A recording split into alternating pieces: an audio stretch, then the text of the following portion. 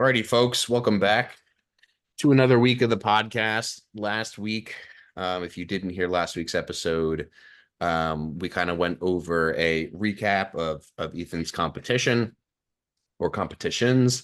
And today, what we wanted to do was go over, specifically coming off of that competition, how Ethan is going to or isn't going to alter, some of his exercise selections, volume dedicated to certain muscle groups, and kind of, how you're coming to that decision. And I think that making programming changes in general and deciding on things like, well, how do I know sort of like what has worked up to this point, or whether or not this 12, 16 week thing was good.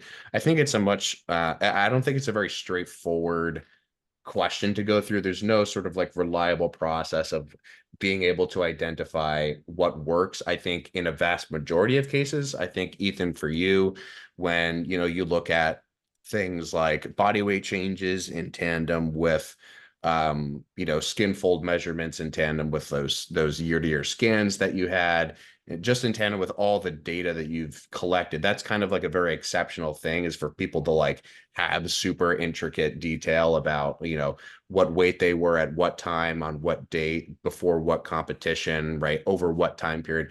People can't really, oftentimes, even me, like I have no idea how long I've been on my current program even, or what my body weight was this time last year, right? It's like we just don't, a lot of people just don't have that data and aren't particularly keen on or are interested in that data. But that's really, I think, for you, what is the basis of you being able to make these changes, is just like having the data and being like, hey, this is the best thing that I think that I should do moving forward.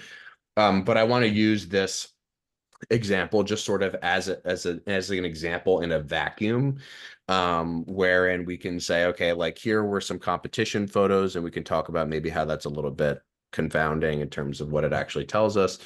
um Here are the changes that I want to make to my program, and then how are we implementing that thing. So can you kind of just walk through, in terms of, the starting point, sort of what you explained to me? I think that was earlier this past week, or maybe end of last week, just kind of how you took the competition stuff and then transitioned into like, this is what I want to maybe focus a little bit more on.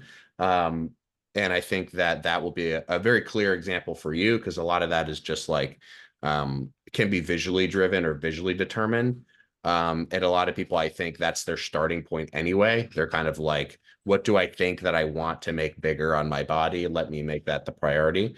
So yeah, just kind of talk us through like, how you came to the choices that you made, and then we can talk more specifics about like implementation, and how we come to, certain decisions in regard to implementation.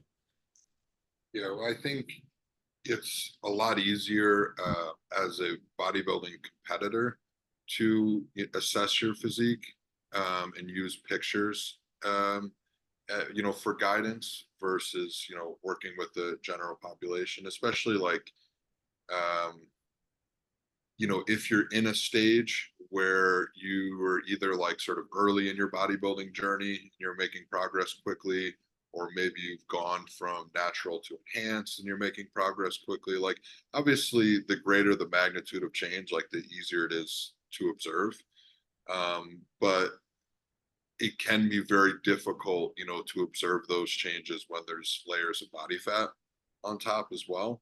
So, when you're looking at stage photos, maybe those aren't always the best comparisons, because if you're, you know, doing a different competition, maybe sometimes even the same competition, like the stage lighting will be different, or, maybe it's the same competition and the backdrop is different, or your tan is different, or your peaking process is different. Like, there's a lot of variables, certainly, like, on show day that, as we saw this year, can really affect that final look. So for me this year, like, I actually look worse, on show day than, I did the prior season. But, I was taking, check-in videos every single day. So, I have 20 weeks of check-in videos, and anywhere along that process, I can compare with the, 20-week prep, previously. So even though the show pictures this year weren't a good comparison, everywhere along the way, like I have places where I can look at the pictures. I can look at, the skin folds, which are a little bit less frequent. I can look at the circumference, which is even less frequent than that. And of course, the body weight as it corresponds to all that. So as I mentioned last time, my previous prep, I had started at like 265 and 100 millimeters. And this prep, I had started at like 295 and like 52 millimeters. And then just watching that progress each time along the way, I just assess, well, at the same millimeters. Okay, now maybe I look at, all right, when I got down to 50 millimeters last time, what was my body weight at? So instead of making that comparison and saying like, oh, what's the difference between, 265 at 100 and, 295 at 50, I can just go and say, all right, in the last prep, when I got down to 50 millimeters, I weighed this much, maybe I was 250 or whatever. Whereas this prep, obviously it was 295, so it's like, okay, that's such an obvious, difference.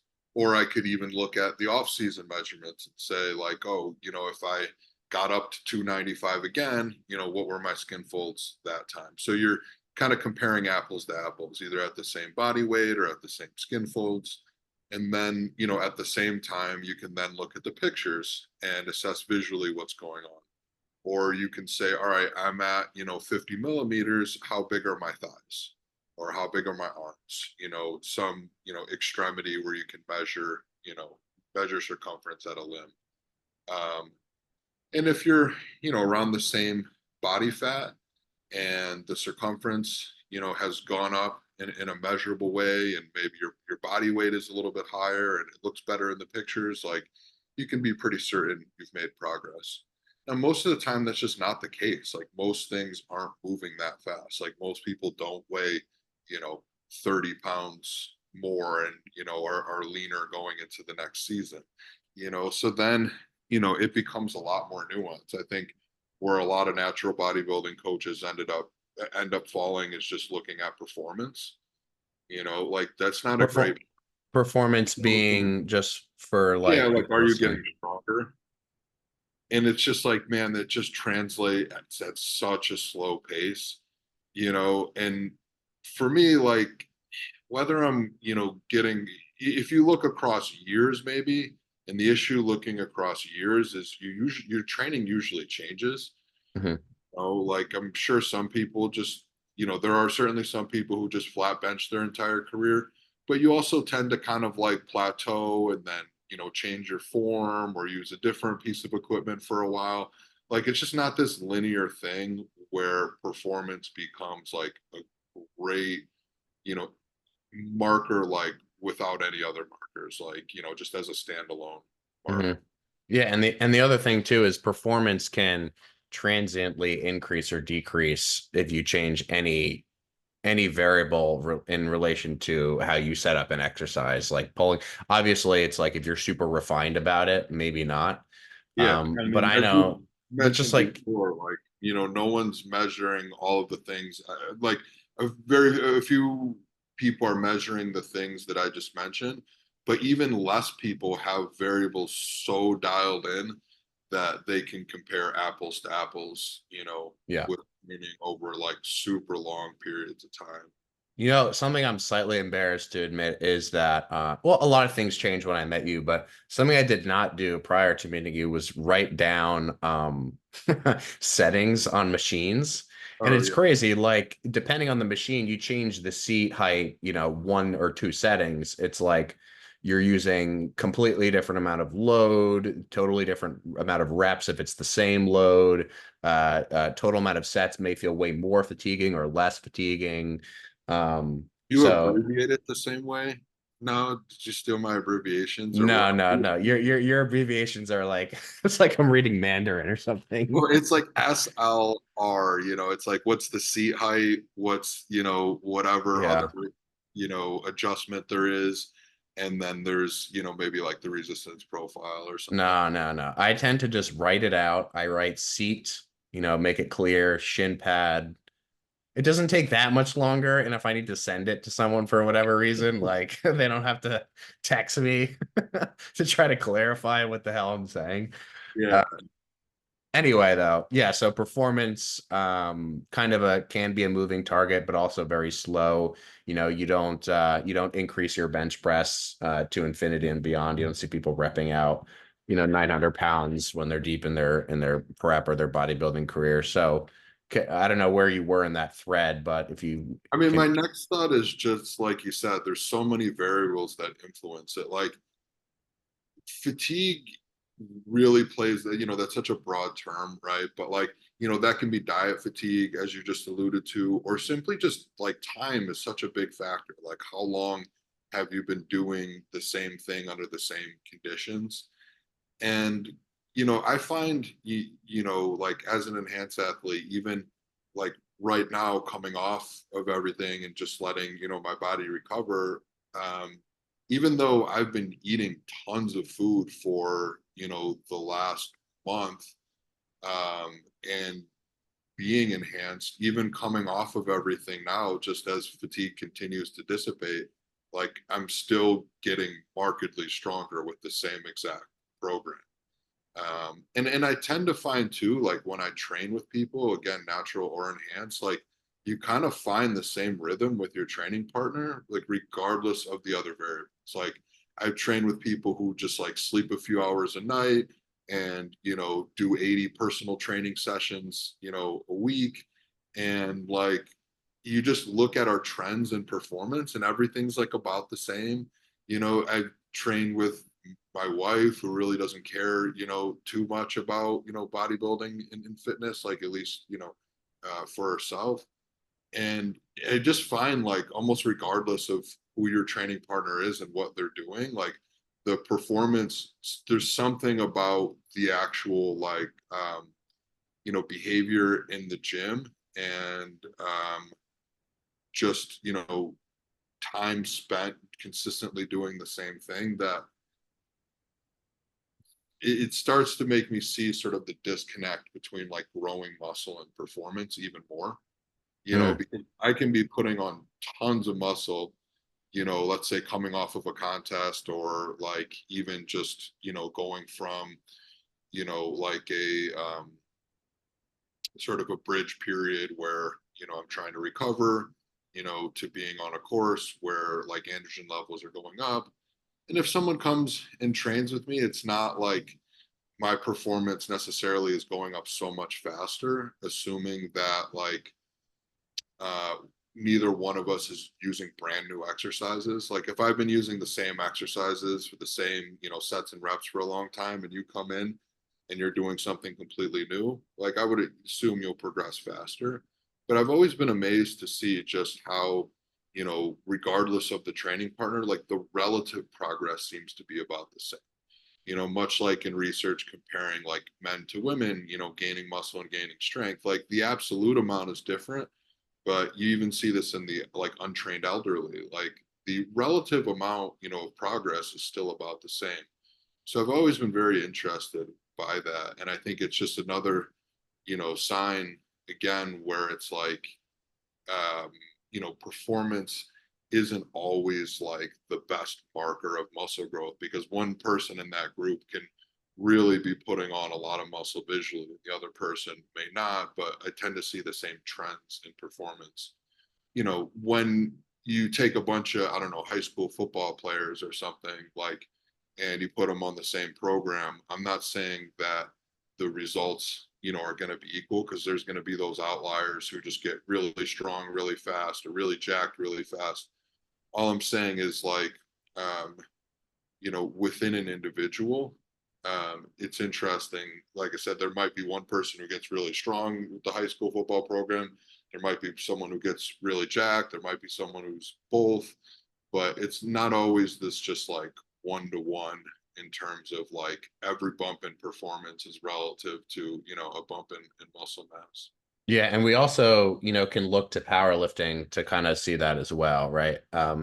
just in terms of this hyper focus on load as the thing that will continue to push things forward. Like there's definitely a current cultural obsession still with progressive overload, especially in like the sort of like semi-educated circles of people, especially who are sort of maybe just learning more about this stuff. It's like progressive overload is the thing. If you're not progressive overloading, if you're not doing all the same exercises every single week, if you're not perfectly standardizing, then like what are you doing, kind of a thing.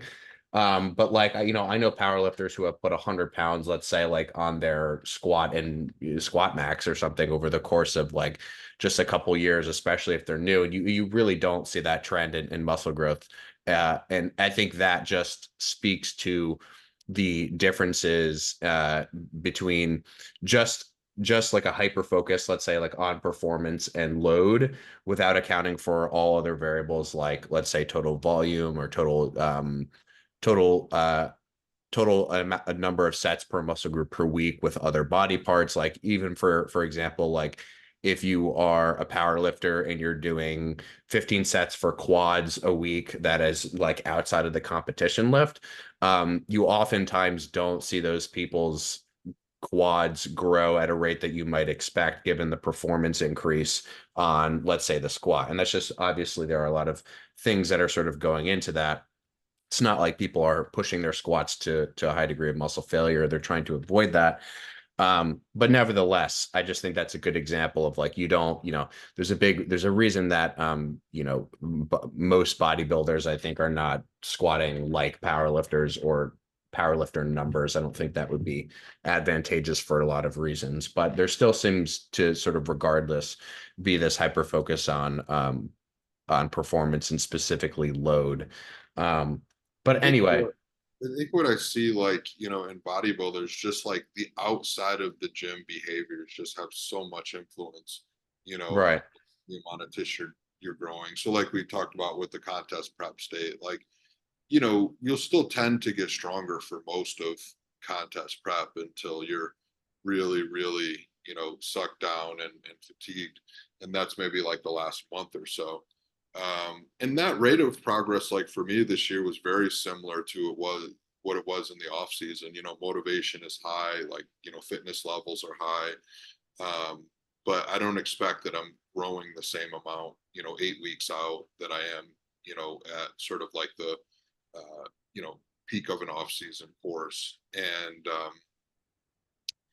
you know, so the main point being that just like, performance, when you look at athletes or, even strength athletes, a lot of these guys like don't really focus much, on their nutrition at all. Like the new breed of, power lifters and strongmen, tend to be leaner, tend to, count macros and whatnot. Whereas in the past, it was just kind of like eat as much as possible, get as big as possible. But, like athletes in other sports, for the most part, like their nutrition makes very little impact on their actual performance relative to other variables. Mhm. But it doesn't do anything. It's just like taking a top guy, and the difference between a top guy in the NBA and, a guy at, the bottom of the totem pole is certainly not their nutrition. Mhm. It's their sleep, it's really just like, God-given talent and practice at the individual sport. And I think, a lot of that goes, for the strength sports as well. So I think where you see a lot of the difference in terms of like putting on muscle mass, obviously aside from, genetic predisposition, is, those behaviors outside of the gym. So you can have two training partners, like, both progressing from, the skill and the appearance of performance in the gym, but one's growing a lot more, both because of, maybe genetic predisposition, but then also like what they're doing outside of the gym as far as eating, sleeping, Mhm. so I think that's like, an important variable to point out. And then the other one is like, you only train with a given training partner for so long. So you do tend to just see a snippet of like maybe anywhere from 6 months to like a couple years of time. But, building a ton of muscle mass is such a long-term process. So I think, a lot of times the answer with these things is just time. And one of the most important things when it comes to bodybuilding is just consistent action, just repeated action over time. And it's one thing to be able to make, that progress for 6 months, but I think the average person drops off, does something different, and then deviates, right? Whereas the person, who's becoming, a pro is doing that for, 20 years straight. And I think that's also a major consideration is like the, survivability of it, whether that be orthopedic survivability or just, mental resilience to make that progress day in, day out, year in, year out, rinse and repeat. And I think the reality is like, a lot of that you're going to be doing on your own because by default, other people shouldn't be able, to do that, to survive that. Like if you are truly, an outlier from those standpoints. Yeah, and something to clarify too is I think what you're saying is very distinct from, the old guy at the gym who says he's been lifting for, 40 years. Like a lot of times I find that if someone if someone will say something like, I've been doing this for X amount of years, that doesn't necessarily mean that, like, although someone may be consistent, they may be consistent sort of in not so good a way, right? So someone can um hop on a program, be super consistent for 6 months, 8 months, even a year potentially. But oftentimes I think life gets in the way and people are consistent in like a long term sense. Like eventually they go back to the gym, but it's kind of like they're sort of repeating the same process over and over, where they maybe make a little bit of progress, they sort of return to baseline, they make the progress, they return to baseline, and that sort of can just rinse and repeat, ad nauseum. So I think that's a certain kind of consistency, but not the consistency where it's like we continually just pick up where we leave off and we sort of just nudge things forward. So something for me, just in my own experience, I can look back at the last like year and I could probably find, pictures can be deceptive, but I can probably find pictures of a year ago or videos of a year ago and be like, yeah, I clearly think that I look better than I looked a year ago. But beyond that, for me personally, I can't look back a year ago and find a note that says how many reps was I doing with this amount of weight on this exercise. I don't have that data. If I do, I don't know where it is. So for me personally, it's like I'm happy to just look back on like 6 to 12 month timelines and be like, do I feel like I'm kind of nudging in the direction that I want to be nudging in? Where is my body weight, relative to these two timelines? But like, how do you think the average person who is maybe asking this question of like, did my program work? How can that person maybe start to answer that question? Is it only something that they can really observe, or maybe it always sort of has to be, but can someone observe that in some way on a shorter timeline to maybe make decisions on a shorter timeline? Or do you think that has to be something that people just commit to for, at least 6 months or at least like a longer term sort of a process if they don't have these, more hyper specific measurements? I don't know if that question was sort of clear, but the question just being like, what amount of timeline do you think is a reasonable amount of time for someone to look at a program and be like, I can make some claims about what I'm looking at and maybe actually have something to sort of move forward with, if that makes sense? Yeah. I mean, I think with this population, what it always comes back to is like, do you actually have a goal? Hmm. Like, do you actually know where you want to go? And then once we define that, we can try to work backwards. But the more specific that becomes, the more you start making measurements. So the reason people don't take measurements is because they haven't established a goal in a Mm, direction. hmm. So all this stuff kind of goes by the wayside because one just like begets the other.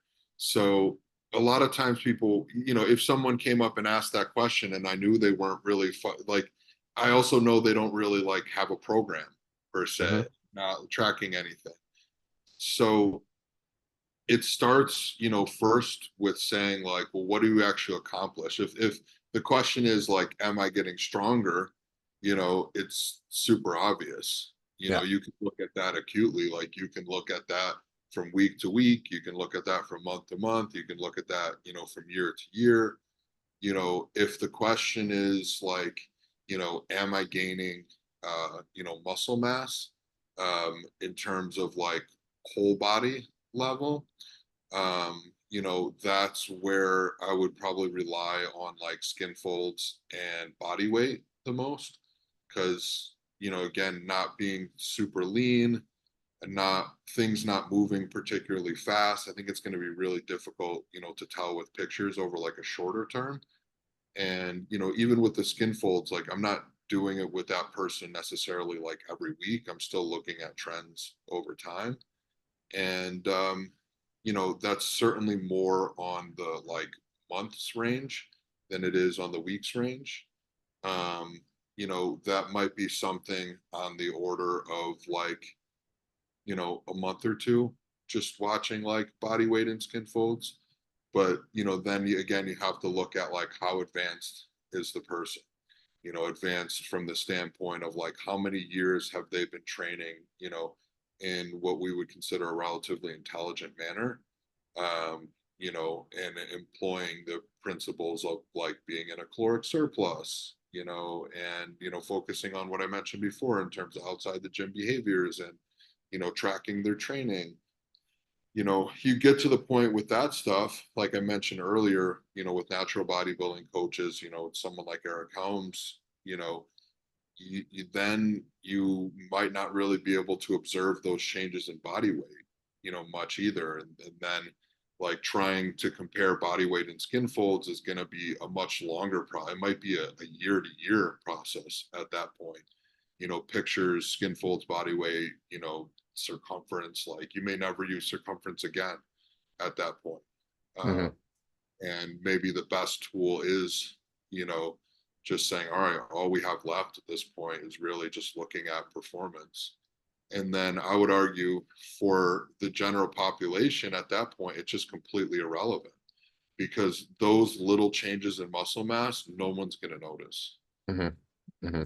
When you're putting on grams of muscle, it's just not in a like an observable change.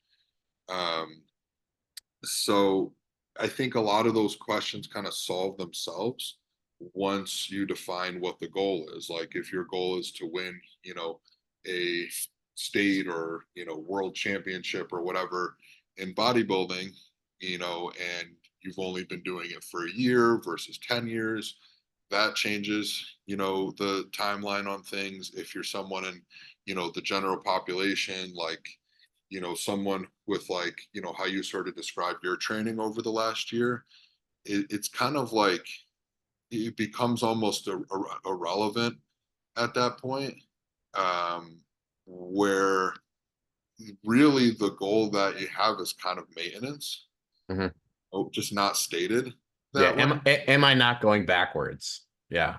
Yeah, and it's just like it's pretty easy to do that, Mm-hmm. just like it if you enjoy training, like I just did a consult yesterday, and we were laying out like the training plan for the week, and this person's like has a relatively new job, like they're super busy, and every week is different. Like some weeks they're traveling, some weeks they go away on the weekend, some weeks they have to be at this office or that office. And it was like, well, this person enjoys training, they enjoy eating well. Like instead of making a plan where it's like, okay, we do these training days on these specific days of the week, or you have to get in this many training days, I was like, let's just see what happens for a month when you do like, he seemed to be excited about like a push pull leg split because that's when he had like the best progress before. So I'm like, let's do that, and you just train whatever days you want to train. Like if tomorrow, you're not going to get as much sleep because you have to be at work early, then move it to the next day, and we'll check back in a month, and let's just see what happens. Mm-hmm. Because you're going to end up training 4 or 5 days a week anyway. Um, all the other variables are in play, and I just don't. I think like with someone with those, goals of just, more or less maintenance, or, making a little bit of progress, but not having it really like interfere with the rest of their life. Like it's kind of a second tier goal. I think a lot of times it should be like, how do I make this as easy and like as enjoyable as possible, versus just thinking like, how do I, get another 5% that literally no one is going to notice? Hmm. Hmm. And that's where like I'll get into things that with my own training that I know might not be necessary, but like I just enjoy the process of like seeing what happens when I implement new things. And that's more of just an enjoyment of the process than it is necessarily thinking like this is going to be, the next big thing or the secret. So for example, like in terms of changing my split, um, you know, for the beginning of this off season, um, one of the things that I found going into the show is the first thing to sort of flatten out or appear smaller as I got really, really dieted down and depleted were my legs. When I compare pictures and circumference and everything um, from season to season, it's very obvious that they grew. They were an inch bigger at like the same skin fold, and it's very visible from the pictures. Um, but from the same standpoint, I want to try something different just because I'm interested in exploring that experience. I could easily just say, okay, what I've been doing, is fine. They're going to just, keep growing. And you can make the argument maybe at this point that maybe other stuff should grow a little bit less and those should grow a little bit more in proportion. But at the end of the day, everything, still needs to grow a little bit. But my point being that like for me, I can admit when I'm doing something because I just find it interesting and I want to go through the experience. And but I think most of the time, you probably end up in about the same place. All right, so two things, two threads there. The first is just to return back to the overall, like, more theory-based discussion about this. Asking the question of like whether or not this program worked kind of requires you to have in the first place some kind of like, at the beginning point, however you define the beginning point, asking the question, 6 months later, for example, requires that in the first place, you kind of had like a direction that you had a question you were trying to address, a problem you were trying to solve. And if you just sort of look back arbitrarily and say, well, did I make progress? The question is like, well, what did you initially set out to do? Because if you don't have that reference point, then this conversation is kind of self-defeating, right? So that's kind of how I would view it. And then the other thing too is that I think a lot of the times these conversations, like, it's good that you continually reflect on the fact that you are a very specific case and you are a very rare case relative to most people, even most people that are like serious about training. Um, just because of the fact that yes, you do have all this data, but I don't think that a lot of people are probably at a point where even let's say like you define your goal and you're like, hey, I really want to grow like my delts and my arms more, but not as much this other group. I don't really see like the specialization kinds of programs making a huge difference for people who are not sort of at a point where their resources like internally are limited. Like they're not physiologically running into these like hard roadblocks, kind of like we consistently harken back to just the basics of like, are you doing these nutrition, sleep, consistent training things, consistently over a long period of time? If you sort of jump to the hyper specialized route or the specialization program, it might sort of just be that you could just get more of everything. More than likely, you could get more of everything. But this kind of idea of the specialization is maybe more intriguing than the actual necessity of you specializing in a particular direction to begin with. So I do think it's totally fine to go the route of like just having taken an interest. The thing in your particular case now with the leg stuff, so I just want to get a little bit concrete for the listeners, in relationship to your program specifically. Let's just assume that like, someone is coming off of a program where they're doing, 8 sets of a muscle group and they maybe want to grow that muscle group more moving forward. I think it's a reasonable starting point to say that like, okay, this was the amount that I was doing before and like these are the exercises that I was doing before. in some way, shape, or form, I probably, assuming that everything else is in check, I probably want to do more of that thing to maybe just get more out of that particular group. So in your case with the legs, we started with um, let's just try to find a way to do a little more, and let's try to minimize the downsides of that increased amount of stress. Is that kind of a good like overall framework or sort of starting point for people who are maybe looking to go that direction with a specific group or groups? Yeah, and let me just briefly go back and try to answer the first question in a more direct way, Yeah. because, I went the route of like, look, a lot of people just, if they just set a very specific goal, then it becomes more obvious like how you may go about measuring that. But it's like, to your point, if you're a complete beginner, everything, you really shouldn't be specializing most likely on any, particular body part. And we can just assume like you're going to make progress that is going to be visually noticeable. The scale's going to move, like all those measurements, are going to move, and if you're someone who doesn't want to take any of those measurements, kind of more gen pop, like you're still going to observe changes in like your pant size, and, people might make comments on, if you're losing weight, how your face looks, or, you're going to feel your sleeves get tighter. Like it'll be very obvious, for the beginner. And then, as you move into sort of like, what we're calling intermediate, so maybe you've been training for, a couple years or so at like a decent, level of efficacy. And, then again, like at the whole body level, you want to assess, whether you made progress or not. Now you're kind of like at the fork in the road where it's like, well, how much do you care? Because if you really want to assess progress, you have to measure shit. Hmm. You don't want to measure shit, then you don't really want to make that much progress. And if you don't need to measure shit and you're just going to keep making observable progress, like you're just someone who's really gifted, and you don't have to worry about that. Like if it's just observable in the mirror, you don't have to ask these questions of how I measure progress, because you just Hmm. keep making progress. Hmm. So if you're asking the question of how do I, you know, measure progress, like you have to measure shit. So you come to that fork in the road past the point when you're a beginner, and you decide like, is this, am I still a sort of beginner from a progress standpoint where I can observe changes in my clothing and in the mirror and how other people perceive me from, month to month?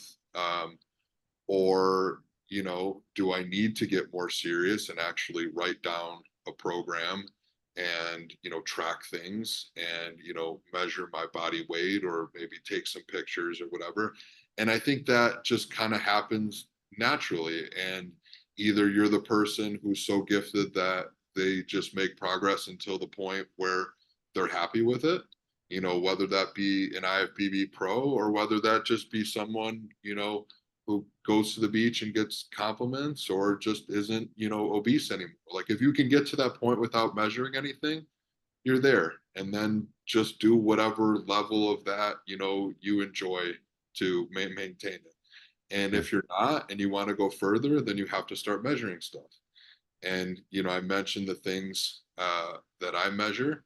And then simply as you move from that intermediate to advanced stage, those things are going to, the time between those measurements is going to get longer and longer in terms of like what's relevant. Like you can still take the measurements on the same frequency, but you just write them down and don't necessarily make any, decisions based on them.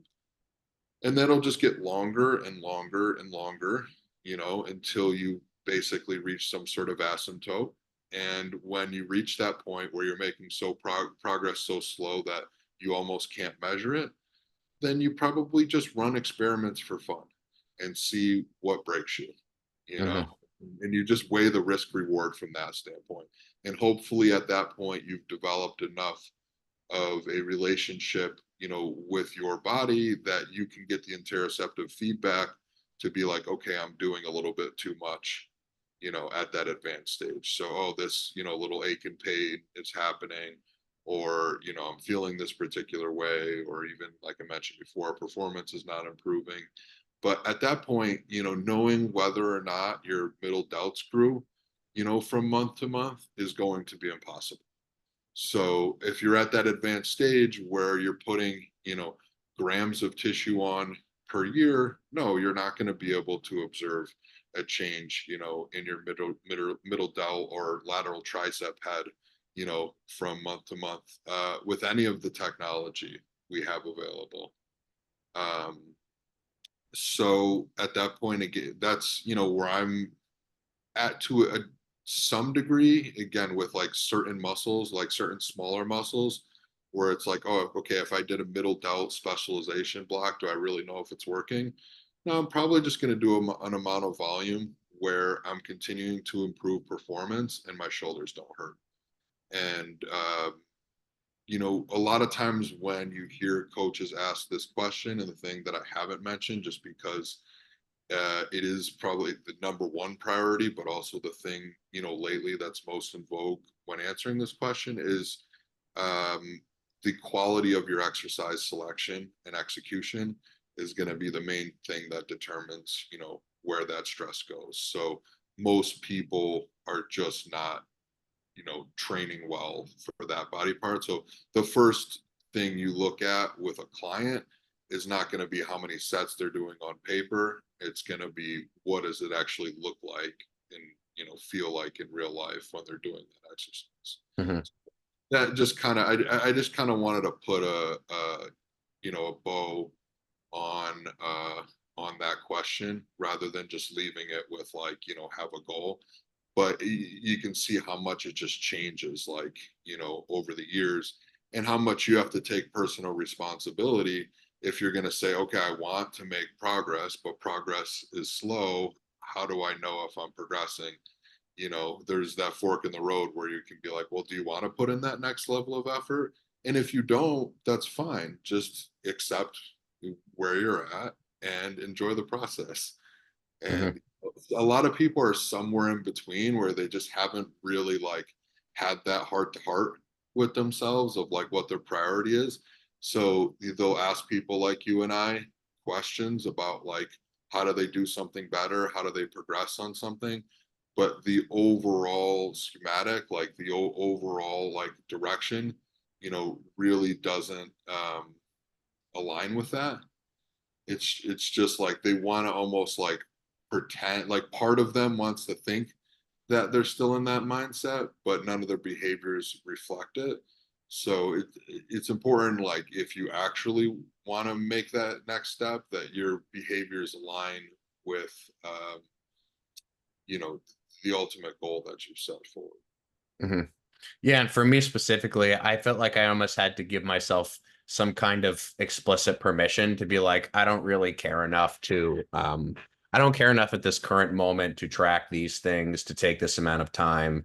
And that's been really like freeing for me because at this particular point, I still feel how I felt a year ago about how much I care about seeing the physical changes. And that's been working out really well from like an intellectual standpoint because I feel like I can just focus on and play around with things and make progress in the sort of like knowledge domain. Um, and it just has felt like I've been able to kind of free up resources for that other area. Not that it would take like some kind of high magnitude effort for me to start to track things or to care more about it, but there is some sense of like letting go of that for me that I haven't previously experienced that I'm very much still enjoying. Just, not being tied to like needing to train at this gym on this day or do this many sets if I don't feel like it. Like it's just a nice feeling to be like, I don't care enough as much as the next person, and I'm completely fine with that. Yeah, Um, just the acceptance of that, right? Because like the worst place where a lot of people find themselves is they're not doing it, but they still have the tension that they should be doing right, it. right. You can just come to terms with like, you don't have to, and the word like I should be, that's where like a lot of the discomfort comes. And it's even been like that for me, at like the professional level where there are lots of times that you've seen where it's just like I give myself permission to rest. And like when you just observed yourself for years, you realize like some things are just going to see themselves through and take a little bit of time. And you can either fight it and be uncomfortable during that time, or you can just go with the flow. Hmm. And once you've done, enough competitions, like you do get a feel for what that like post contest transition period is like. And you learn to kind of go with the flow a little bit more and just accept like this is, kind of what your body's going through at this time, or even at the end of contest prep when, you're really like suffering, you can learn to like observe it a little bit more rather than judge it. And I think that's the point here. Like, what you want to accomplish, and you realize, like, being 5% more jacked for like 50% more effort is just going to be pretty irrelevant. Hmm. But there might be a time where it's just like fun again, to pursue that, for whatever reason. Hmm. But if you thought you should be pursuing it and you weren't because it didn't actually align with your goals at this time, you just kind of live uncomfortable, Hmm. all Yeah. but I know we're moving on to sort of like what I'm doing with training right now, kind of like on a wholesale level. Um, Just before you jump into that, because I want to just stay just for now, like let's just stay focused on maybe just the quad example. And just before you jump into it, just to throw out some considerations, like just sticking to the one quad thing is whenever you're thinking, I think about like doing more for a particular group, you need to consider like what options you have available to you to train that group and what the trade-offs of picking different options are in relation to the rest of your program, right? Because nothing is ever going to exist in like an exercise vacuum. You don't add volume in one area without probably adding some kind of stress in another area. So for quads specifically, the way I kind of think about it is like, we can go the direction of thinking on a muscle specific level on each of the quads, but broadly speaking, I think we can just divide it up into like, okay, I have my knee dominant motions. In other words, I have my motions like a leg extension where the only thing that's moving, is my knee. And therefore, the stress of that exercise is fairly local to the knee and the muscles that surround the knee. But then we also have these options of like lower body pressing. So these are your things like your pendulum squats, your hack squats, your leg presses. And those exercises will potentially train a different quality in terms of the muscle length and where you make it heavy and, single versus double joint stuff. But then you also have the consideration of like the spine loading and the hip loading and how the spine and the hip loading interact with other exercises that also load the spine and the hips. And so I think that's a good way to sort of break it up initially. And of course, it will change depending on the muscle group and the specific characteristics of how you train each muscle group. But for quad specifically, I think when looking to maybe add more, do more, um, in the realm of quad specific stuff, we have the bucket of like just the knee specific stuff, and then the knee plus hip plus spine specific stuff. And then you can sort of ask yourself like, well, what are the sort of secondary considerations of each of these options? And then how do they interact, not just with the other exercises that I'm doing, but where specifically within the week that I'm doing those exercises, and how those exercises relate on like a joint specific level. So for example, if you say, I want to be most quad specific, so I'm just going to add, let's say, more leg extension volume. Well, you have to consider the fact that like your quads cross your knee, and you may be already doing a ton of knee specific volume, let's say for your hamstrings, right? So then all of a sudden, the question, which initially was just a question about quad training, becomes a question not just of how do I train and add volume to my quads, but how do I manage this extra stress that's going to my knee relative to other exercises that are stressing my knee, like hamstring curls, and then potentially like the lower body pressing things. So I think just the overall point there being that there is the muscle specific consideration, but you have to keep in mind like what other sorts of stresses are coming along for the ride in those exercises, and then how those specific stresses relate to all the other things that you're doing. Because if you just sort of haphazardly add a shit ton of volume for your knees, where you maybe could have added some extra, or you could have dealt with some extra volume to your hips and your spine. Maybe that's not the best consideration overall. But just besides that sort of overall framework, did anything specifically in what I just said relate to maybe what you were going to say, just to sort of connect the thread? Yeah, I actually have a question, just Yeah. kind of, part observation, part question here. When it comes to volume, and stress at the knee with, a leg curl, hamstring curl, just observationally, we don't see a lot of people have knee pain, like doing most hamstring curls, like say like a seated hamstring curl. But it's not uncommon for people to have knee pain, doing say a leg extension, right? Um, how do you think, you know, the stresses sort of overlap between the two, and why do we potentially see more pain in one than the other, and where's sort of the redundancy there?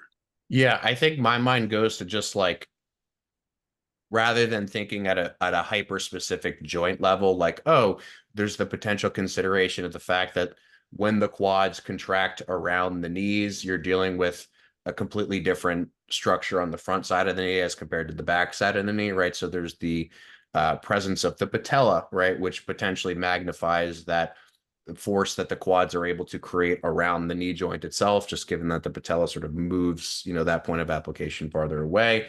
There is the sort of specific stress or like shearing compressive consideration of the patellofemoral structures on the knee joint itself. Because and just for reference, like the patellofemoral joint is technically a different joint from the knee joint. And so I think when a lot of people are talking about knee stresses in relationship to quads, they're talking about the patellofemoral stuff rather than like the knee. Because I feel like it's pretty rare for people to be like, this thing like in the center, the really center of my knee is bothering me. It's more like this tendon, like they'll sort of point like right below the kneecap. And so I think that particular kind of stress, which as you're saying, I think is the most common, comes up maybe more easily or more frequently just because all activities of like daily living are constantly stressing that structure. Like total step counts, like any kind of cardio that you do will just for example will disproportionately stress the anterior side of the knee and the patellofemoral joint relative to something like a hamstring specific motion. Like it's very rare that in the rest of our days we're doing things that are super specific to like knee flexion moments. So I think for me personally, it just comes down to like total stress to the area. I also think that there's probably a little bit more, or I'll say there's a little bit less leeway in the way of loading the quads, just because when you're loading knee flexion, you have so many more muscles that actually can contribute to that motion. So, for example, like people commonly think of like a leg curl as a hamstrings thing, but it's a knee flexion thing, right? So you're not just dealing with all of the four different hamstrings. You're dealing with contraction of like your sartorius and contraction of your gracilis, contraction of your lateral gastroc, your medial gastroc, and the stresses that come along with the knee flexion specific stuff are, I think, more distributed. Whereas any kind of knee extension activity you do is just all going focally through that one specific, that endpoint where the patellofemoral tendon on the top side goes to the sort of the patellofemoral tendon or the patellatibial tendon on the shin. So I think it's just a matter of stress distribution in terms of the specific muscles and where they actually connect to. And the fact that on the back side of the knee, there's a lot of different connections and different muscles. And then on the front side of the knee, it's like all the stress is just focal. And then in hand with that, it's kind of just like the constraints of daily living and how we move on a day-to-day basis. It's a lot more quad focused, if I can make that reductionism, versus like you don't like feel hamstring fatigue, for example. Like when you're going on a hike, it's like you're going downhill, it's like your quads are the thing. You're going uphill, your quads and your glutes are the thing. But even something like the hips, like a lot of people don't report, at least in my experience, like super hip specific, like hip capsule things, maybe like snapping and popping on the front side of the hip. but people don't often, I think, report like if they go on a long hike or a long run. A lot of times it's not like, oh, my glutes are kind of like, super fatigued. It's always like the knee, the knee, the knee. So I think part of it is a matter of the muscle specific stuff, and then part of it is a matter of just how much exposure we have to stresses through those areas. And I think both of those things combine to create more anterior knee related stuff, patellofemoral stuff, as compared to posterior knee stuff. So was that kind of The second part is like, where's the overlap? yeah. Meaning like, if we do too much, if we do a ton of leg extensions and a ton of leg curls, why is it more problematic to, do a ton of both versus just a ton of both? Versus just a ton of what? What was the second part of that? Like, if we increase the volume of, knee extensions, leg extension exercise, why is it then, problematic to potentially increase the volume of knee flexion or leg curling exercises? Hmm. Yeah, so I would say on a more like tissue specific level, there's the consideration of like the joint compression and the joint shear forces, just the total amount of motion and force that needs to occur in either direction. So in that case, you would be talking about like joint capsule specific stresses, right? So like hyaline cartilage in the knee gets stressed regardless of the direction that you're moving. And for those who maybe are not as familiar, just like the space between the bottom of the femur and the top of the tibia, like that sort of emotion is a motion that, like any other, is a specific kind of stress. So you could make the argument that more of that stress could potentially create more wear and tear, over time if you're just doing more volume in both directions. And then I would also say that it's important to remember that regardless of the direction of your moving, like much like the shoulder, the elbow, the ligaments that support knee motion are the same regardless of the direction. Of course, the direction makes the difference in terms of where the force is most distributed through. Um, so for example, like you have different considerations with like ACL stresses versus PCL stresses. The functions of those two things are distinct, but like ligaments on the medial and the lateral side of the knees, regardless of the direction that you're loading, have to keep those bones together. So I think about that more, and this is why I think people describe the knee stuff more as like a joint specific thing than like a muscle specific thing a lot of the time. It's just because the soft tissues that hold those bones together, regardless of the direction that you're moving, are still getting stressed and strained, not necessarily exactly in the same sense, but they still have to hold your knee together, right? And prevent your knee from just completely dislocating or getting, injured in some sense. So I think that conversation, I think, comes down to more soft tissue based things. And then the muscle specific conversation can maybe be more specific to like, the specific muscles that you're stressing and the specific patterns that you're stressing. For example, like you're still putting a lot of stress through your knees if you're doing like a hamstring dominant hinge, but the relative amount of stress to your knees in that particular case is a lot lower as it would be in something or compared to something like a leg curl variation, if that makes sense. Got it. Yeah, that makes a lot of sense. Yes. So yeah, go ahead. Going back to, another point you were making about, there always being, something to pay, some cost, to increasing, the amount of volume for one tissue. Like there's always something ancillary that comes along with it. And just the idea, I think that we've touched on before with a lot of times, like you got to evaluate like what is the fatigue cost of doing this thing? Like less so like what is the stimulus, but as Mike Israetel would say, like the stimulus to fatigue, and fatigue just broadly can be so many different things, but it's essentially like what are we paying to get this? So as you mentioned, when it comes to increasing volume on the quads, like where do we want to pay for that? Are you someone who can tolerate a lot of axial loading? We're okay with like paying that cost through the spine. Are you someone who's had some prior, hip issues? Maybe, you were diagnosed with, like quote unquote hip impingement. Or maybe you're someone, who's historically had even, a lot of, like you mentioned, like patellofemoral stresses. you've had knee pain in the past. That really can influence your decision making on the exercise selection, the way you set up, the way you execute, and even, on training frequency as well. So I don't know if you want me to go into now just like kind of my considerations there and how I laid out the exercise selection, volume, and frequency. Yeah, and just the last point on that came up there for me is like I do think that it can work the other way. So for example, if you're considering just total knee stresses, there are a lot of cases where within the context of a single session, doing one joint action in one direction can make the other direction feel better.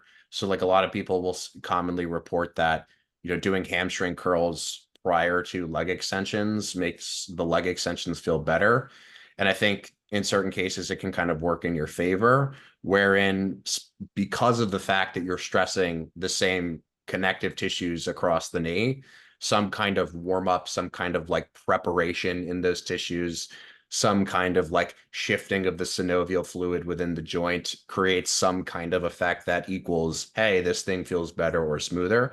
So it's important, I think, to consider the fact that just because the stresses are overlapping doesn't mean that overlapping the stresses is bad. It just means that in certain contexts, that can be a consideration, which maybe pushes someone past their ability for those tissues to recover. But I think that conversely and sort of concomitantly, it can work in the same way in to someone's benefit, right? So another example being training your biceps before your triceps, right? Or training your back before you train your chest. So I think that on a longer time frame, it can potentially be detrimental. But on a shorter time frame, it could also potentially work in our favor in being able to maybe handle more stress than we would otherwise, just preparing certain tissues in a way where maybe, for whatever reason, the stress is initially more distributed. And so we're maybe more prepared to handle certain things than we would be otherwise. So I don't want people to hear the initial part of that and think that it's like, oh, more stress on this joint is bad. It's just like it's more about the sort of the devil in the dose, and specifically how that overlap can affect things, on a broader level over time. So, but other than that, I just wanted to make sure that it wasn't being painted purely as a negative. It can also be a positive, and you can use that concept to your advantage, especially in the short term. Absolutely. So getting into, the training program changes, at the peak of last off season, I was training quads once a week with 9 sets total, training to failure on the leg extension, hack squat, and leg press. And obviously, as you can imagine, there's a lot of nuance to, the exact machine I'm using, how it's set up, what we even mean when we say failure. But those are all topics we've covered elsewhere. So just from a volume perspective, that's where I was at. By the end of contest prep, I was doing 6 sets. So just two, two, and two on that day. And that's where we kind of pick up. So, I know where I was previously. I know I was making progress there, both in terms of performance and in terms of, results visually and measurement wise, on the thigh at least. And of course, you know, the thigh, encompasses a lot of other tissues besides the quads. So, another conversation we might touch on a different time is just when we say quads, how much are we really looking at adductors? Actually, like when you look at Tom Platz's quote unquote quads, how much of that mass is really just adductor mass? And that's something to be considered as well. As a lot of times when people are saying they need to grow this thing, more often than not, they're actually wrong. Whether that be wrong about what appearance it will actually give, how much you can, isolate a thing, or, which tissue they're even talking about. And then, there's all that you have to actually like decipher before you can truly make the visual change that you're going for. I want my thighs to appear bigger on stage. Well, what is it that's actually going to bring about that appearance? Is it even the muscles that lie underneath, what you're talking about? So that's a consideration just to keep in the back of the mind there. But let's say quads is the thing. I left off contest prep with 6 sets. We're transitioning out. We're in this recovery period for 10 weeks or so. Where do we go?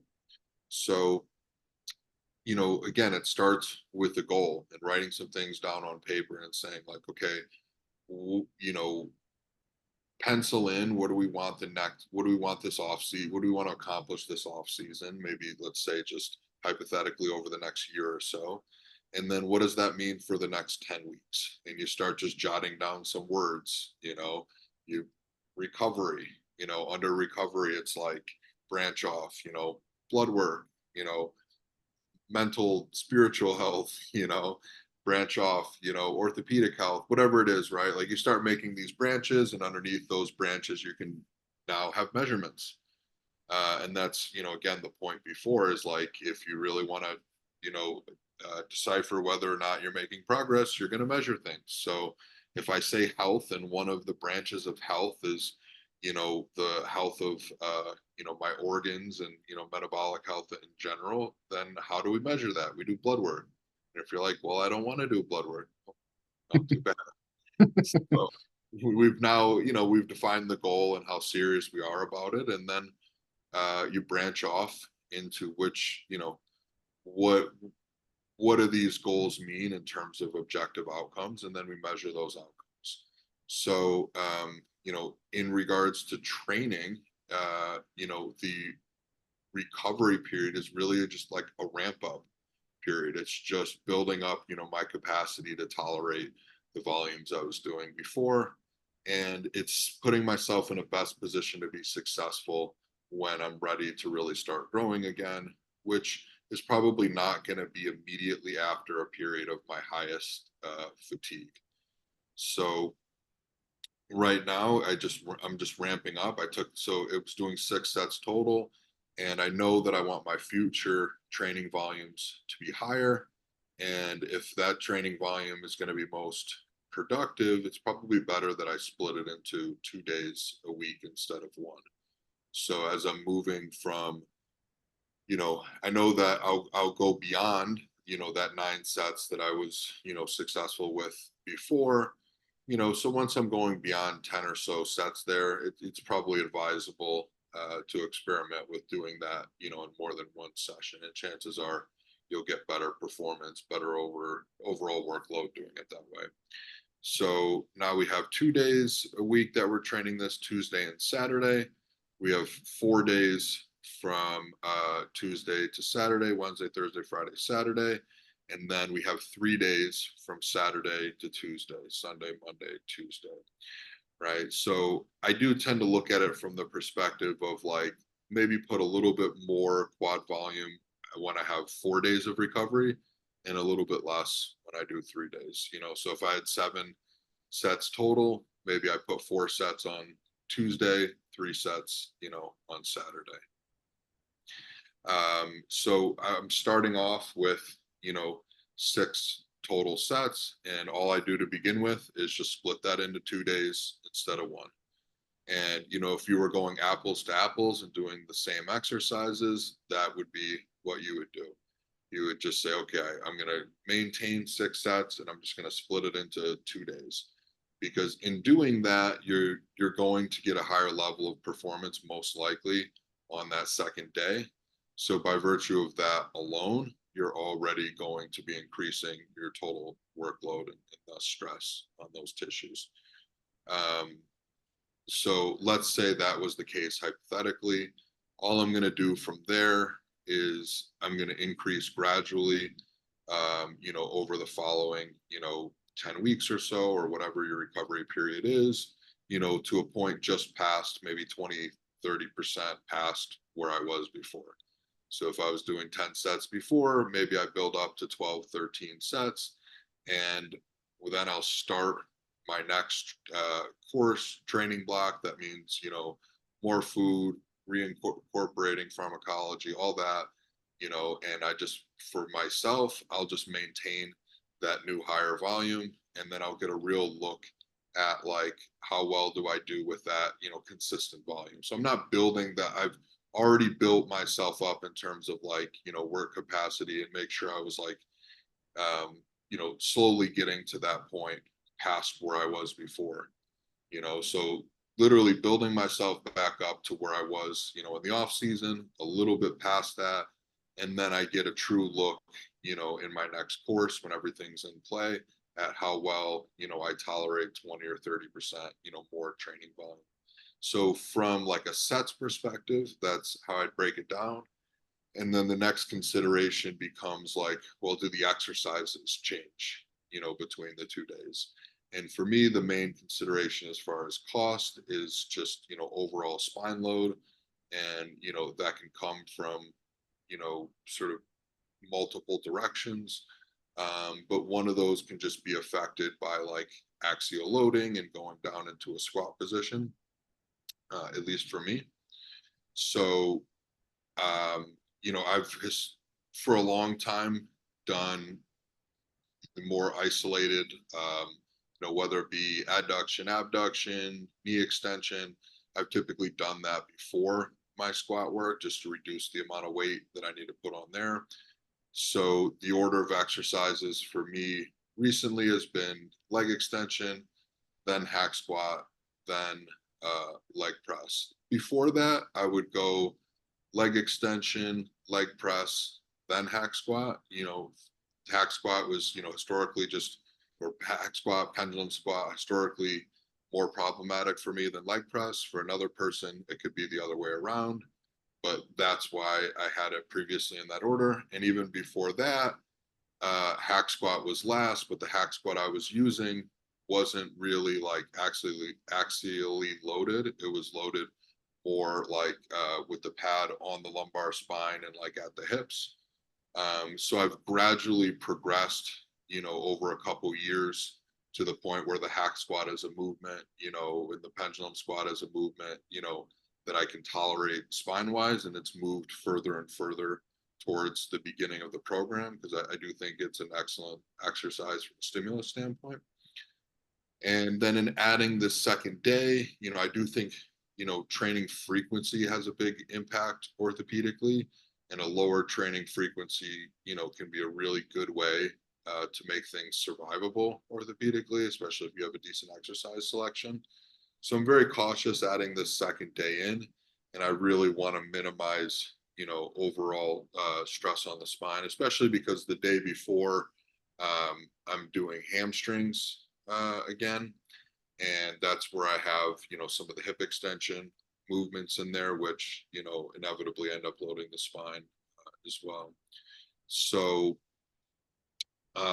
for the second day, I have access to the pendulum squat and the Strive leg extension at our gym. So the thought process there was like, okay, maybe for the second day, we'll bias a little bit more of like the mid to short range to start, just in terms of like, stress at the knee. And then we'll also put the pendulum squat in a position where I can use the least amount of load to start. And the way that I did that was just by supersetting leg extensions with the pendulum squat. So I have the pendulum squat reverse banded. So it's going to bias away from the lengthened position a little bit to start. I'm not using wedges or any kind of like high heel lift. And it's just like, it's funny because a lot of these things are things we just think of as like ubiquitously just like better. Or like, okay, if you're not doing, full range of motion, especially if you're not doing the lengthened, part of the range, and you're biasing away from it, like these are all things that you should just never do, because they're not efficient. And the reality, like we've talked about before, is, there's a time and a place, and there's a progression, so when you're adding in something new and you're dipping your foot in the water, like it's a really good place to actually, move away from that potentially. Say, all right, we're going to start with a little bit, maybe more mid to short bias. We're going to purposely pre-fatigue you going into this exercise, and all the things that you might not do if you were just thinking purely from like a PubMed standpoint of, lengthened bias is better from a tissue length perspective, from a resistance profile perspective, and the more workload you can do, the more tonnage or volume you can do in a session, the better. And looking at it more from the long-term perspective of like, okay, we have a direction we want to head in, and adding more is adding more. And you don't necessarily need to go right to the bazooka. You can sprinkle a little bit on top, and more is still more. Yeah, right. And so that kind of speaks to the concept of just the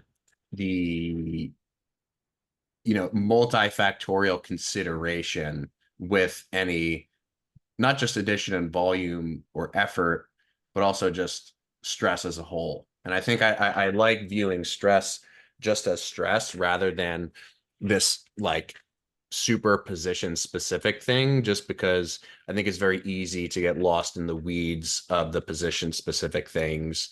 Like you mentioned, training more stretch positions, choosing variations which are more stretch from a muscle length and a range of motion standpoint. And I think that you could also make the argument that for a different person, that may be a perfectly fine and even sort of best case scenario thing where, if they're considering adding something like a leg extension, which is more globally like a short position thing versus maybe a hack squat or a pendulum squat, it may be beneficial for them to add the hack squat or pendulum squat first, because maybe that they're not doing very much quad or lower body pressing volume at all to begin with, and maybe the addition of the hip and the spine stress could be something that works in their favor, as opposed to your particular case where it may not. So I think it's cool to kind of just lay out a couple of different circumstances, because it's definitely not this black and white thing, but I think ultimately it could come back to just total stress through specific joints and then total stress through specific muscles, and not just necessarily this arbitrary distinction between better or worse variations or applications. The one other thing that I wanted to touch on in relationship to just total sets over time there, you for a while in your off season, you said that you were working with about 9 total sets for quads on a given day, and now splitting it up into 2 different sessions.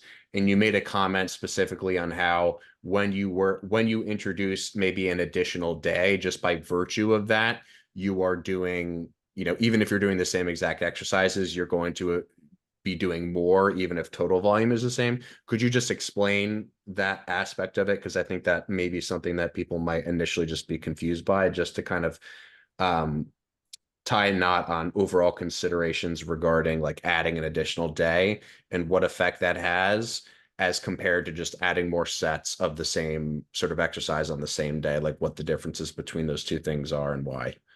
Yeah, and this is another example where, like, if you pulled something up in research, you could find some examples to support it and some examples not to, and just context is everything. If you look at it, as in parallel and as a sort of like an analogy to something on an acute level, you could look at rest times, for example, and you could say, all right, I do my first set to failure on pendulum squat, and I get 12 reps, and then I rest 30 seconds and I get 3 reps, and Mm-hmm. 30 seconds and I get 1 rep, whatever, like you could, but then you rest 5 minutes in between sets, and maybe that's the maximum sort of rest where you can still like get a greater performance increase than with less rest. So maybe you go to failure at 12, and then maybe you get 10, and then maybe you get 8 or 9 or whatever. So on a very acute level, you can see that like the rest time affects the total amount of work that you're able to do. You got more total reps across 3 sets, with more rest than less rest. And maybe some people will use less rest, but they'll just do 5 sets instead of 3 sets or something.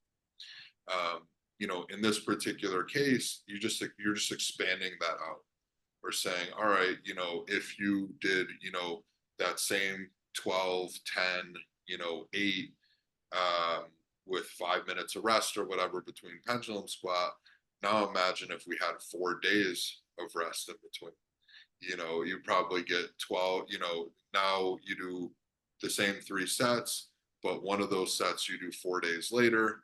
And it's like you did 12, 10, and then 4 days later you do 13 instead Mhm. of, so it's just simply like, you have more recovery time and ideally enough recovery time where you've actually made an adaptation, in between. Mhm. So you just end up getting more reps or, being able to use more load simply because, time has passed.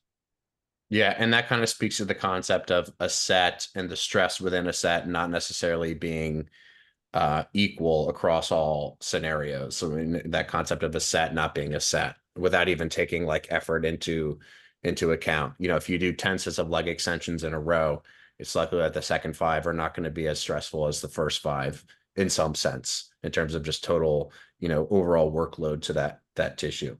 Right. Um, Maybe difficult to pick that up depending on what type of subjects you're using, trained or untrained, depending on what the total volume is. If you're only doing 3 sets in a workout, like, is there still a difference in terms of the example I gave where you do 12, 10, 8 versus 12, 10, 13? Yeah, there's still a difference. Is that going to be a statistically significant measurable difference? I don't know, probably not. But if you're doing 12 sets in a workout and now you magnify that even greater, that's probably something we can pick up on and measure. So it's happening either way. But as those sets get greater and greater within a workout, it probably extends now to a magnitude we can actually measure. mhm, mhm.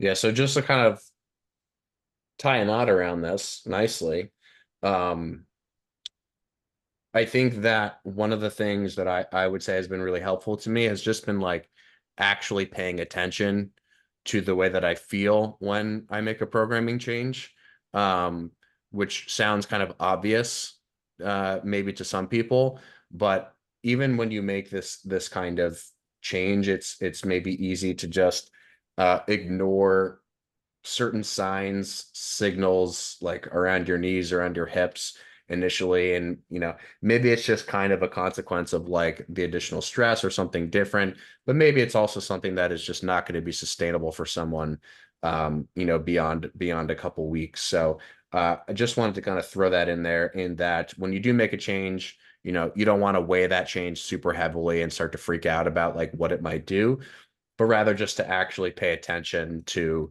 the differences in like recovery that you feel like on the day after that additional day. I know for me personally, there are a couple of things that like I'll sense just in the coming week. It's like, oh, this thing, that this particular sensation in my knee that wasn't there before maybe is now there.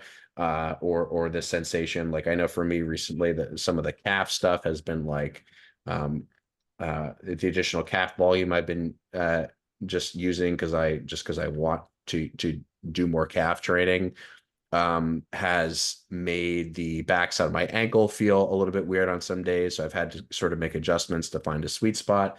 Um, do you anticipate, just a sort of final thing here, do you anticipate sort of ending up somewhere, like you said, around 12, 13 sets total? Or based on prior experience, do you feel like that will kind of end up more like at the 15, set mark? I wouldn't anticipate for you that it would end Yeah, up I'd that say high or about like 20, 30%. So the way I have it, sort of penciled in right now is to go from 3 sets to 6 sets on day one. Because there's kind of just like the practical nature of it, where right now on day one, on Tuesday, I went from doing, again, 3 at the peak of the off season. So 3 times 3, leg extension, hack squat, leg press, 9 sets, to the end of contest prep, to 2 and 2, so 6 sets. And now, because I have it split in 3 days, I'm only doing one working set to failure. So 3 sets on that first day. And then I started with 3 sets on the other day of the superset. And the plan is to go from from 3 total sets on Tuesday back up to 6. So 2 sets of each exercise. And then to go from 3 rounds of the superset up to 5 rounds of the superset on Saturday, day 2. So you could call that 11 sets, or maybe you could call that, 13 sets. Like, it depends on how you want to count that superset. Like, I probably wouldn't count it as necessarily 1 set, and I wouldn't count it as 2 sets. So if we call it like 1.5, Mhm. then I would be doing, say, 7 sets on Saturday and 6 sets on Tuesday at the max. But I'll sort of see how that goes. That's the direction that I'm moving in. Is whether you want to call it 11 sets or 13 sets. But if we pick the middle ground and we say, all right, let's call it 12, then that would be a 33% increase from the previous off season. Mhm. Yeah, so ultimately the takeaway is And there's also like the total volume consideration, right? Like you were yeah, saying, total stress is I kept everything else the same as it was at the end of contest prep. yeah. So my chest presses, were 3 sets in the peak of the off season, and now they're 2. So the rest of the volume I'm going to keep, at least for now, where it was at the end of contest prep versus going back to where it was in the off season. So the rest of the volume in the program is lower. And I kind of want to see, like, again, part of this for me is just fun to experiment and see, what happens with it. Like, is my back at a place where it could tolerate, essentially training legs 3 times a week because I have that other hamstring session. Also, I'm now training 5 days instead of 4 days. That's a consideration. Um, but the total training volume in terms of sets overall will be a little bit lower, and it'll be interesting to compare the progress on other body parts where now I've gone down 33% in volume. And is that, you see that direction with a lot of guys, right? There's a lot of popular programs, and I think one of the most common things you see in some of the very large but also reasonably intellectual bodybuilders of the current time is they'll do like a working set and then a back off set, so to speak. And that's very similar to what I do now, and we'll probably discuss sort of the nuances of that in a different episode. But you've seen a lot of guys have found their way there, where it was like, okay, maybe they were doing 3 4 sets for an exercise, and that's probably the most typical thing that people do, and they're like maybe not quite going to failure on everything. And then you see a lot of really big guys that just do either like one working set a la sort of Dorian Yates, where over his career you can see he went from multiple sets to, as he became more and more efficient and stronger, he just worked his way down to 1 set, and he felt like that was most effective. But that was most effective theoretically for him at that time. After he had made all that progress, maybe was he still making progress? Obviously not at the same rate, but also he's a different human at that point with the different skill set as far as how he approaches each exercise. But I think it's very common just observationally now to see guys doing 2 sets, a working set and a back off set. And there's probably something to the fact that a lot of guys, have found their way there. So I'm Mhm. interested to see the comparison between just like, 2 really effective sets where you're not only utilizing, effort, but you're also manipulating the expression of failure, and how deep you can go into failure based on the constraints of the machine you use, a partner helping you, and how you set up and execute the movement. So to just kind of cap things off, I'm not only looking at training volumes historically, but I'm also looking back and say, okay, last time I was injured, say 4 to 6 months following a competition season, what was my trend in body weight? What other mistakes could I have made? I went as high as like 200, total sets at the time that I got injured before, but also I saw a pretty, rapid increase, in the 4 months following the show in body weight. So I don't know which of those things was the issue, but neither of those things is requisite for me at this point. So I'm not doing either of those things at this time. My Hmm. absolute body weight is a little lower. The relative change in body weight from prep or from the end of contest prep to, let's say, a month, 2 months, 4 months from now, I want to be slower than it was previously. We don't know which of the things was the biggest mover, but if none of them are requisite, I don't see any reason to change them. So there's some things that are just kind of like, safety precautions that don't really offer a lot of benefit at this point, and a lot of benefit and like they don't offer a lot of upside in terms of doing the opposite. And then I have this one thing where I'm just kind of like, okay, these other things are static and I'm changing, my quad training. Let's just observe what's happening in terms of like my subjective response to it. Hmm. Hmm. Yeah, and the takeaway from this episode should not be that there is one clear takeaway, but rather that there are uh, a potentially high number of takeaways given all of the different scenarios, and that this is just one scenario for you, and ultimately that you are sort of just applying the scientific process, the scientific method to say, hey, this is like based on past data, what I think may be good moving forward. We're going to test it, we're going to retest it and see kind of how things progress over time. And ultimately, I think that at a principle-based level would be a good thing for people to take away and to maybe use and to think about moving forward in their own program. So anything else you think you wanted to finish up with there, or all good? What are you still doing like the Saturday night dinners, like out or ordering in? Yes.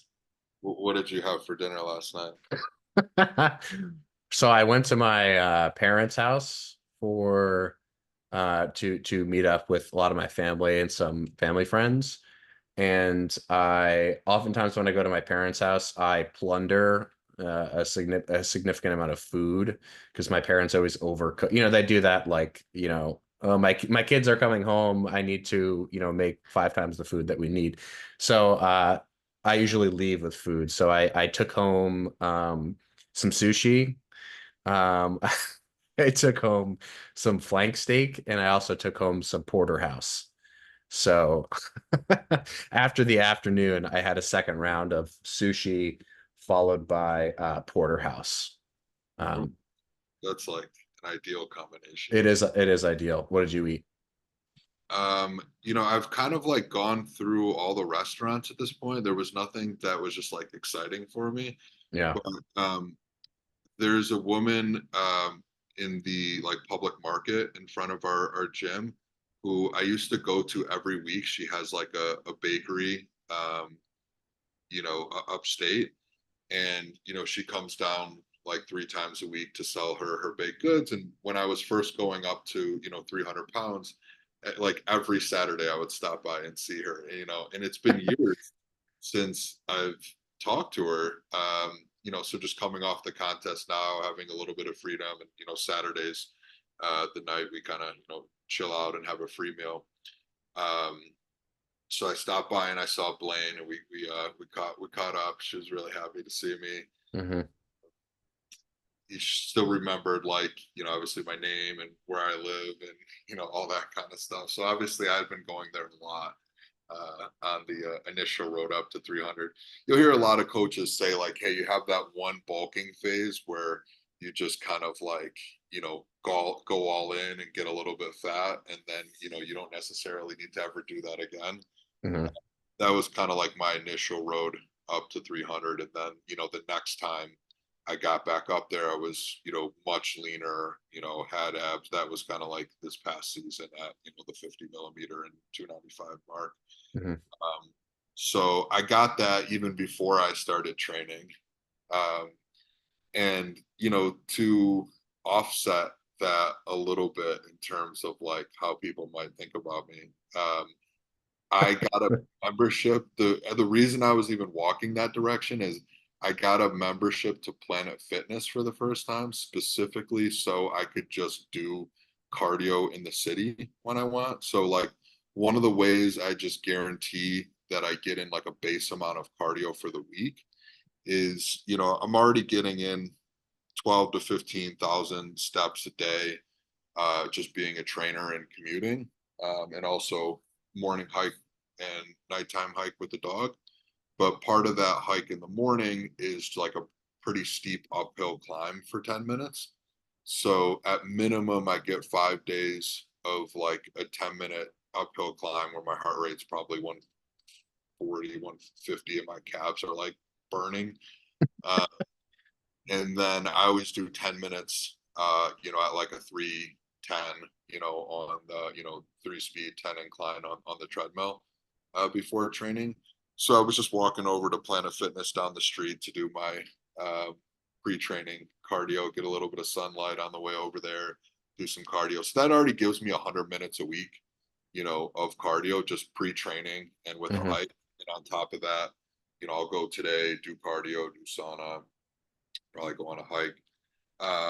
But so I got that ahead of time. And then I have a grocery store next to my house. So I picked up some some tortillas that were made out of yuca flour, like cassava, Mhm. which is actually what this like pound cake that I bought from her was made out of. It was made out of cassava flour. I got some sharp cheddar cheese, keep it low on the lactose. Of I made, course. so for my appetizer, I made some like cheese quesadillas. Wow. Um, and I got some gnocchi. Is that how it's pronounced? Yeah. Yeah. So made out of potato. Got some pesto and some like pre-cooked chicken meatballs. So I Oh, made a big pasta and had some quesadillas. And then I got the Talenti pistachio ice cream. Talenti is delicious. Yeah. Took a couple lactase pills and had that with the pound cake. Wow. It sounds like a complete night to me. Yeah, it was a good night. Yeah. Well, I prefer the sushi in the porterhouse. But you can't have that every week. It kind of ends up just being what is the novel thing for Yeah, me. yeah, that's what I was saying. I just like ran out of restaurants to order. Like we at this point, because I was eating so much food, like my preference, unless I'm stoned, is to eat like food that's reasonably nutritious or feels kind of like wholesome. You know, Yeah. I'm, but I'm not really thinking like, oh, I really want a pizza or like burger and fries. I'm Yeah. thinking more about like the experience. Like I want to sit outside, at like a farm and maybe have like a a salad that was, made from the garden there. But then I also want to have like a nice steak, maybe some fries that they make in house or something like that. I just want it to like feel somewhat fresh and not Hmm. just totally gross at this point. But Yeah. all bets are off if I'm stoned. All right. Well, that's a great takeaway. We'll see everyone next week for who knows what. And yeah, if anyone, by the way, has made it to this point and is still listening, feel free to message me or Ethan, but probably not Ethan, probably me, if you have specific requests for topic, questions about the episodes that we can address in future episodes, because I think that's something that would be helpful to do is just to kind of address, prior episode questions on future, sort of as an intro to future episodes. So if you have any questions and you're still listening, message me, message Ethan, but probably me, and we'll see everyone next week.